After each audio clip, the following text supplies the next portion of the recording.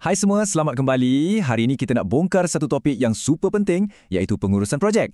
Pernah tak anda terfikir macam mana satu idea yang best dalam kepala tu boleh bertukar jadi produk yang kita boleh pegang? Inilah rahsia dia dan kita akan terokai sama-sama.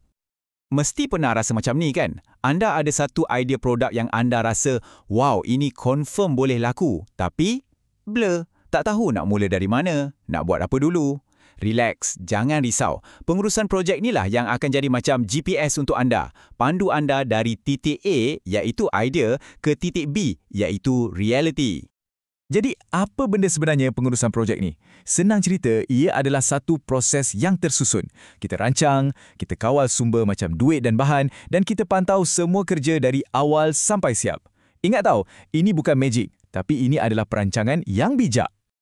Okey, jom kita mulakan dengan yang paling asas.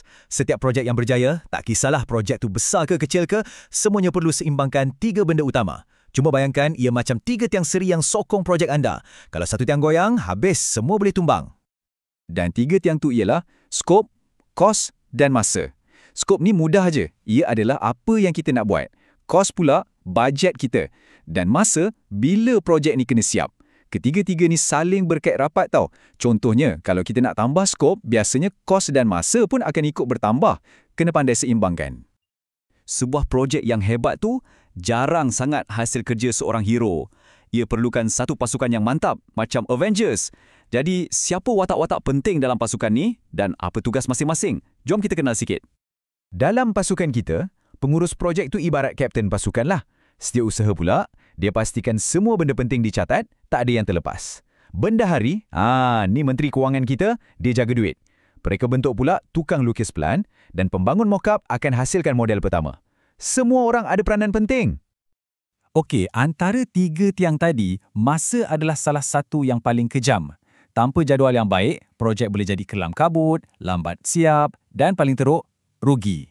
Sebab itulah penjadualan ni kita panggil kuasa besar dalam pengurusan projek. Kenapa jadual ni penting sangat? Sebab ia bagi kita kuasa kawalan.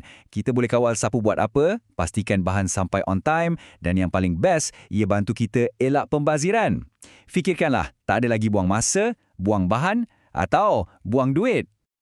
Okey, sekarang kita masuk bahagian paling praktikal. Jom kita guna contoh dari buku teks untuk buat kira-kira betul-betul. Kita akan belajar cara nak kira kos untuk hasilkan 100 unit bakul serbaguna. Dah sedia dengan kalkulator? Jom kita mula. Perkara pertama, kita kena faham formula asas ni. Kos modal ni adalah jumlah keseluruhan belanja untuk hasilkan produk kita. Ia adalah hasil tambah 3 benda. Kos bahan, kos upah dan kos overhead. Jangan risau, jom kita bedah satu persatu. Pertama, kos bahan. Ini semua benda fizikal yang kita guna. Kertas keras, gam, cat, semualah. Ikut contoh dalam buku teks, jumlah kos bahan untuk 100 unit bakul ni ialah RM220. Okey, ingat nombor ni ya. Seterusnya, kos upah. Jangan lupa, masa dan tenaga kerja pasukan kita pun satu kos tau. Formula dia senang je. Kita darab bilangan pekerja dengan masa kerja sehari, dengan bayaran sejam dan berapa hari kita bekerja.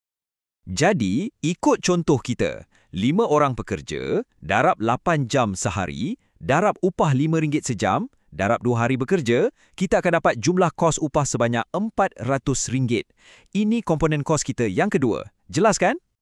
Dan komponen ketiga, kos overhead. Anggap je ini sebagai kos-kos tersembunyi yang kita selalu terlepas pandang. Macam bil elektrik, bil air, bil telefon yang kita guna sepanjang projek. Untuk projek bakul ni, jumlahnya RM26. Okey, kita dah ada ketiga-tiga nombor ajaib kita. Sekarang, masa untuk jumlahkan semua. RM220 untuk kos bahan, tambah RM400 untuk kos upah, tambah lagi RM26 untuk kos overhead. Agak-agak, berapa jumlah kos modal kita? Dan jawapannya ialah RM646. Jadi, inilah jumlah modal yang kita perlukan untuk hasilkan 100 unit bakul. Tapi, tunggu dulu. Cerita ni belum habis lagi. Untuk kita tahu berapa kos bagi 1 unit bakul, senang je. Kita ambil jumlah kos modal tadi, iaitu RM646 dan kita bahagikan dengan bilangan unit yang kita buat, iaitu 100 unit. Jadi, bila kita bahagi, kita akan dapat RM6.46. RM6.46. Inilah kos sebenar untuk hasilkan sebuah bakul serbaguna. Nombor ni sangat-sangat penting sebab inilah asas untuk kita letak harga jual nanti. Okey, kita dah tahu kos kita RM6.46. Sekarang soalan paling penting, nak jual berapa? Mestilah kita nak untung, betul tak? Jom kita tengok langkah terakhir ni. Formula dia sangat mudah. Harga jualan adalah sama dengan kos modal seunit, kita tambah dengan peratus keuntungan yang kita nak. Untuk inilah yang jadi minyak untuk bisnes kita terus bergerak maju. Dalam contoh buku teks ni, sasaran keuntungan dia ialah 100%. Maksudnya, kita nak untung sama banyak dengan modal kita. Jadi, kita ambil kos modal RM6.46 dan kita tambah lagi RM6.46 sebagai keuntungan kita. Dan inilah dia harga jualan akhir kita, RM12.92. Nampak tak perjalanan dia? Dari satu idea kosong, kita rancang, kita kira kos dan sekarang kita dah ada harga jualan yang mantap. Inilah kuasa pengurusan projek.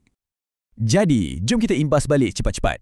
Pertama, pengurusan projek tu jambatan dari idea ke realiti. Kedua, setiap projek mesti ada perancangan, pasukan dan jadual. Ketiga, kira kos tu kritikal. Ingat, bahan campur upah, campur overhead. Dan akhir sekali, harga jualan mesti campur untung. Sekarang, bola di kaki anda. Dengan semua ilmu baru ni, cuba fikirkan sejenak. Projek reka bentuk apa yang anda nak realisasikan? Jangan tunggu lagi, mulakan perancangan anda hari ini juga. Selamat mencuba!